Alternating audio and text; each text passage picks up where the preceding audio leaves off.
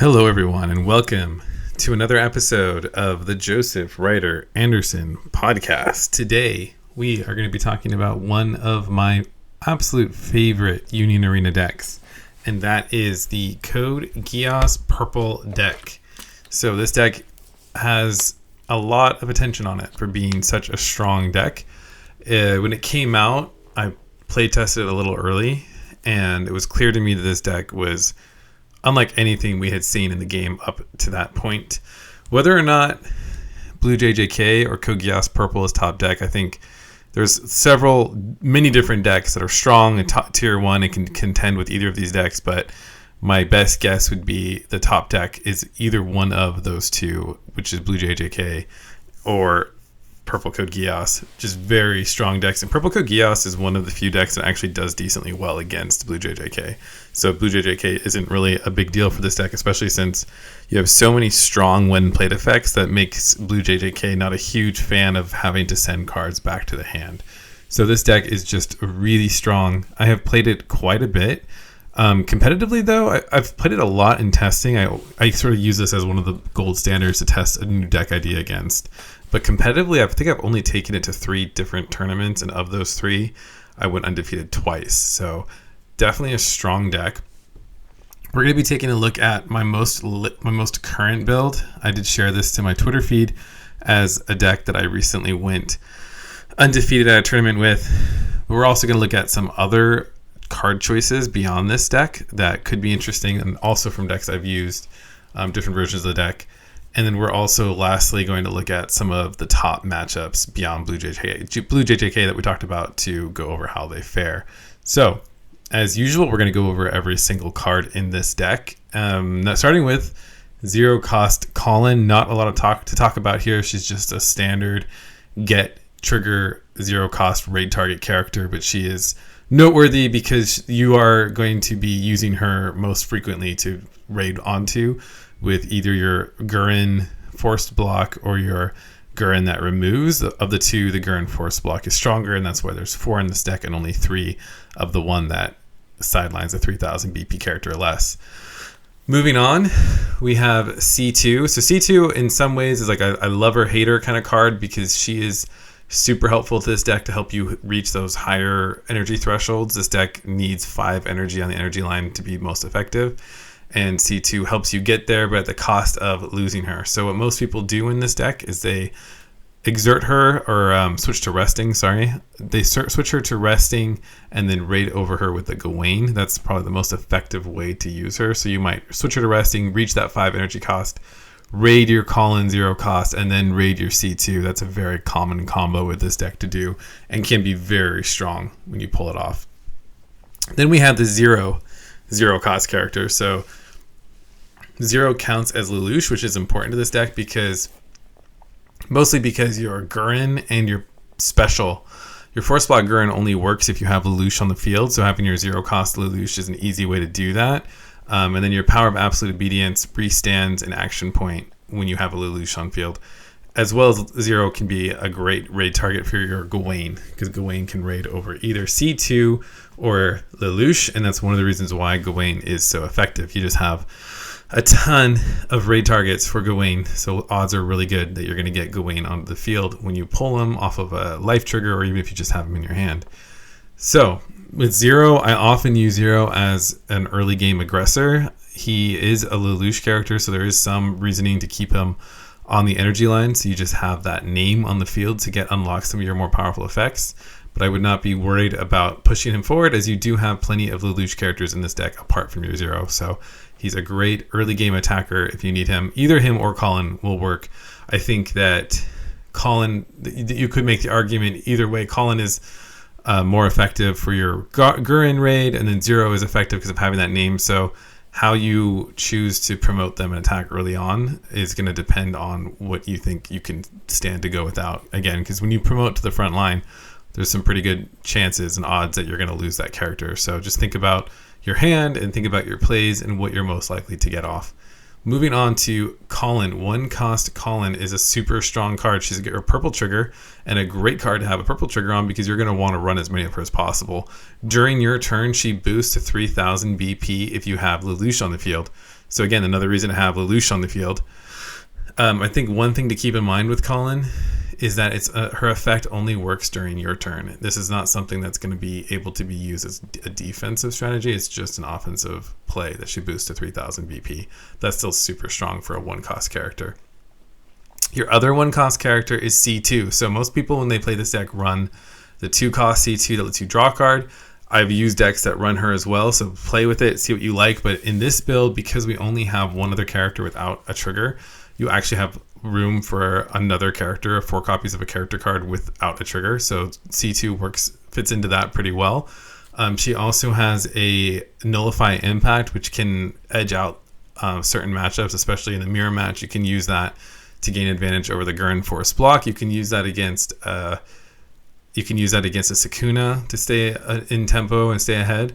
And coming up with One Punch Man, there's going to be a lot of One Punch characters who can dish out some crazy impact. So having C2 in your deck is a good strategy.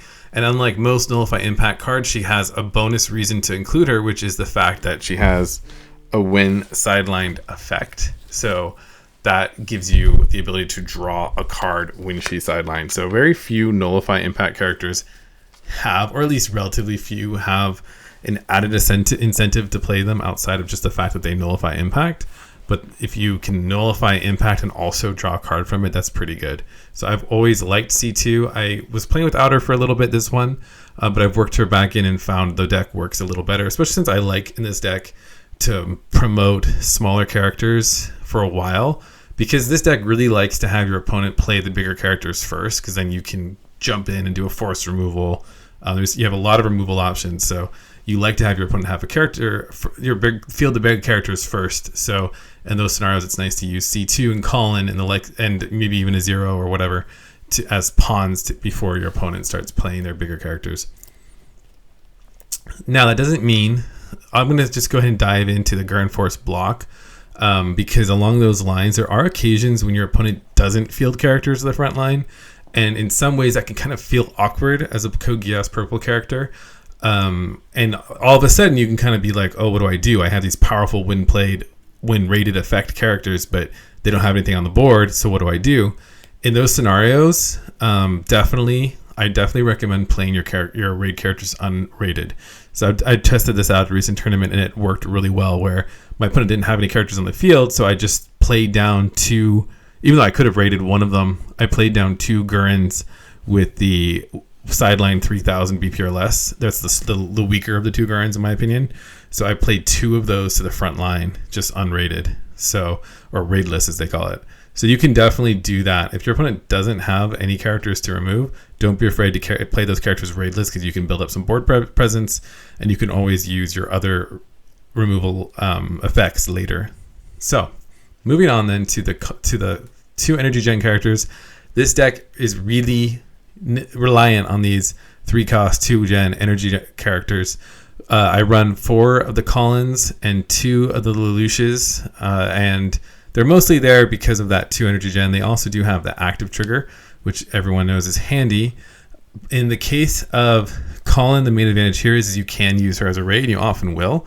You would prefer to use your other Collins as a raid target, but there are times when it just makes sense to raid this Colin. So that's one pro in her favor, and that's why I favor 4 of her over the 2 Lelouch. However, this Lelouch does have a win plate effect that can be handy in some niche scenarios where it forces your opponent to not only block with over 2,000 characters. One of the best scenarios to use this is if you have raided a Gurren, force block Gurren, you can then play this Lelouch and avoid many common Nullify Impact characters that people like to run. So in like the recent tournament I played, I used this to overcome an Arthur in an Ashford deck that has Nullify Impact. I couldn't use that Nullify Impact against my Gurren. Nullify Impact is just really strong against Gurren, the Force Block Gurren, because that removes one of your best plays if they can pull that off. So always pay attention to that Nullify Impact before you attack with a Gurren Force Block. You could also get rid of, I did this as well, I got rid of a Nullify Impact character using the 2-action 4-cost Lelouch. So there are 2 action cost Lelouches in this deck, and of the 2, I like the one that minuses 3000 BP better, because not only does he minus 3000 BP, he also has 2 energy gen. So you can play this character, bump up the energy you need, and then get off a 5 cost raid very easily.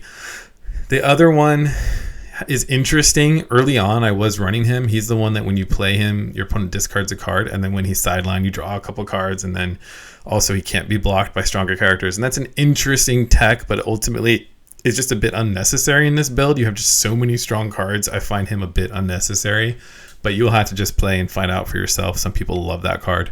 I definitely find the minusing 3000 BP with a 2 energy gen to be more effective in most scenarios. Moving on to Gawain. This Gawain card is weirdly strong. I did not expect this card to be so strong when I saw it before the deck came out, before the set came out. When I played it, though, it was pretty clear how strong it is. The fact that you can target either your C2s or zeros means that you have crazy consistency getting this card rated out. And it also has a when played that minuses 1000, and you just have so many other effects that minus BP that this can actually just wipe a board if you want to, or if you get the pieces. So this Gawain is seriously strong, and also it can't be blocked by like low cost characters, which means most of the time your opponent is letting it through to take a direct hit. So it's just a really handy card. It's definitely not your strongest card, but it's a really strong secondary attacker. I also did skip over the 2 cost Lelouch that minuses 1000, but you could use like the Lelouch, play the Lelouch minus 1000 BP, and then raid over with the Gawain and do 2000 BP. There's just a lot of combos you can do. You can also do that 2 cost Lelouch to lower a 4000 BP character, and then raid the 5 cost Gurren that removes a 3000 BP or less character. So there's just a ton of strategic removal in this deck. It's pretty insane, and it's one of the reasons that this deck is fun and also strong to play. So we've gone over everything. I think the last card to go over is the Power of Absolute Obedience. This card is notable because it's a 2 action point special, whereas most specials that do the same thing are only 1. I think that's a little bit there to just keep this deck a little less strong, because on the one hand it's nice because you can play it whenever, but typically you don't want to play it if you have to pay the 2 action points. It gets considerably less strong, but it also keeps you from being able to be as flexible in your turns and how you play, so you have to really factor that in, and sometimes you'll even end up just being forced to waste 2 action points on it in certain scenarios. But just keep in mind that only restands an action point if you have Lelouch on the field, and Gawain does not count as Lelouch. So you would have to have one of your Lelouch characters, and the only character who's not technically Lelouch that counts as Lelouch is 0. So make sure you... And that's same for the Gurren forced block. Make sure that you have a Lelouch. You know, there are scenarios you might want to raid the Gurren without the Lelouch on play if you don't need that forced block. But don't bank on that forced block if you don't have a Lelouch on your field. Okay. Moving on now to a couple of alternate cards. We've talked about some of them, like we've talked about how you can use that other 2 cost Lelouch. We've talked about how you can use the 2 cost CC. And then I think the only other one to talk about really is the Checkmate card. So that's one I did win a tournament with and share, and a lot of people are teching in Checkmate. And the way Checkmate works is that it's mostly there to get added value out of your Gurren force block play. So when you raid with that Gurren and they're forced to block, you're getting a guaranteed impact. And then if you can combine that with your Checkmate, you're getting 2 life. So it's sort of like you get an impact 2, I guess is what it is, or maybe however you want to see it. But yeah, and it becomes an impact 2 attack. So that's a really strong card if you want to tech that in. For this build, because I was going for the CC, I was going a little more defensive, so I don't think I had room for the Checkmate in this particular build. Plus, I really want to make sure I have the added energy gen, because you need to hit that energy line in order for this deck to be effective. So that's another card to consider, that powerful Checkmate card. Otherwise, most decks are going to look largely like this. I think, finally, the other thing too, the main weakness of this deck, and I see it over and over again, is this deck is very prone to overextending. One of the reasons for that is because you're relying a lot on your 0 cost C2 that goes away after you use her. So oftentimes you'll largely wipe your energy line in a turn, and you'll get a lot of combos off doing this, but then sometimes it can be hard to rebuild your energy line. So whenever you can avoid clearing out your energy line, unless if you have the cards in your hand to rebuild, I would definitely look for other ways to achieve what you want to achieve without eliminating your energy line. whenever you can get a 3-cost 2 energy gen character on your board and leave them there, do it. If you can get that Lelouch on your board, do it. It's really important to have a strong energy line in this deck. And if you can maintain a strong energy line in this deck, it's very hard to beat it. The main way that you're going to lose playing this deck is if you overextend. So again, there are scenarios you might want to just go for a crazy play where you overextend and then hope you can rebuild, but it is definitely a gamble and it is something to watch out for when you're playing. That's the main weakness of this deck. Otherwise, I not really any weaknesses come to mind. I think there is one more, which is because you are reliant on hitting that 5 energy gen on your energy line, it can inhibit you from playing a particularly rush style intro. So a lot of decks can handle playing pretty aggressively early on. This deck doesn't always. You have to really prioritize having what you need on your energy line above going for a rush play. So that can sometimes mean that you're leaving your front line open a little long, which opens up some opportunities for your opponent to come in and take some life against you. So that is the main. It's that 5 energy gen. It's sort of interesting because it's just enough to make this deck a higher energy gen deck and not a rush deck, but not so much that sometimes you think about it. So, and also not so much that you run a ton of like energy generating characters. It's very like precise sort of deck to play. So just have to really pay attention to your energy line resource management, and you'll be a lot better off. Lastly, let's talk about some of the matchups with this deck that you're going to face. So we'll just go through each of them right now, starting with the number from the top to bottom. So the Code Geass Purple, let's just talk about the mirror match, right? So in this deck is sort of teched with the mirror match in mind to some extent, which is that you're mostly going to be looking out for that blocking that Gurren Force block with your C2. I would keep your C2 Nullify Impact, your 1-cost C2 around as much as possible. So against some decks, you're just going to use her to block and draw an extra card. Like, why not, right? But against the Gurren Force block is such a strong play in this mirror match, you're going to want to save that Nullify Impact for that Force block. Moving on to Blue Sukuna. Again, really handy if you can trade the Sukuna. If you can defend the Sukuna with your Nullify Impact C2, you're going to have ability to keep pace and tempo with this deck a little better. These two decks are pretty evenly matched, so having that Nullify Impact can definitely be a big decision maker, as well as also if you're running Checkmate as a tech instead of the Nullify Impact, just getting one card ahead in that race to 7 life can help you a lot. And so that Forced Impact can be a really strong play against the Blue Sukuna deck. It also kind of gets around Nanami, because even if Nanami forces one of your characters to rest, if you've gotten that 2 impact off right away, that's not always going to matter. So I would say one of those two decks can be helpful. It depends just on your play style. Karapika shouldn't be a huge deal for this deck. You have plenty of ways to get that 5,000 BP under control, and because you're a 5 energy deck, you're just a lot faster. So Karapika should be a favorable matchup for you. Bleach Purple, it's kind of equal. I would say I'd give slight advantage to Bleach Purple in the Code Geass matchup, just because Bleach Purple is less reliant on the 5 cost. I've said this before, but it's less reliant on the 5 cost energy line. You only have one character that you're going to be hitting that 5 cost for, and you also have the Orihime, so your energy line tends to be a little more stable. You tend to overextend a little less frequently. So Bleach Purple, I would give a slight edge over Code Geass, but it's not massive. And in some ways, your Code Geass has a few more tools at its disposal than Bleach Purple. But Bleach Purple, I'd give the edge just because of a stronger earlier rush game. Against Code Geass Green Lancelot, it's actually surprising how well this matchup fares for Code Geass Purple. It's not like Code Geass Green Lancelot can't win, but you just have so many ways to get through Lancelot. You have ways to lower BP. You have ways to play aggressively earlier. You can definitely play a lot faster earlier than Lancelot can. You have your curve is a lot less hard to hit than Lancelot. So you can it's your ability to be aggro, and also against this deck, I don't tech against Lancelot because it's not a hard deck to beat for me. But against this deck, the 2-cost Lelouch that we talked about, that does have the sneaky attack that you can get in with by, they can't defend with 3,500. That can be really strong late game against a deck that likes to have like a full energy line of a full front line of Lancelots, etc. If you've done a good job whittling their life away early on, you can sneak in some attacks with that 2-cost Lelouch. So that's something to consider if you are looking into that. One thing to watch out for is do not do a force block into a Lancelot if you haven't lowered their BP. Just make sure you don't do that because that would be a huge waste. Demon Slayer Yellow is the other top tier deck right now, or one of the other top tier decks right now. Against this deck, you really shouldn't have a huge issue. I guess if they rush you, I've done that before in this matchup playing Tanjiro. I've just gone for the rush and overwhelmed my opponent, so just watch out for that.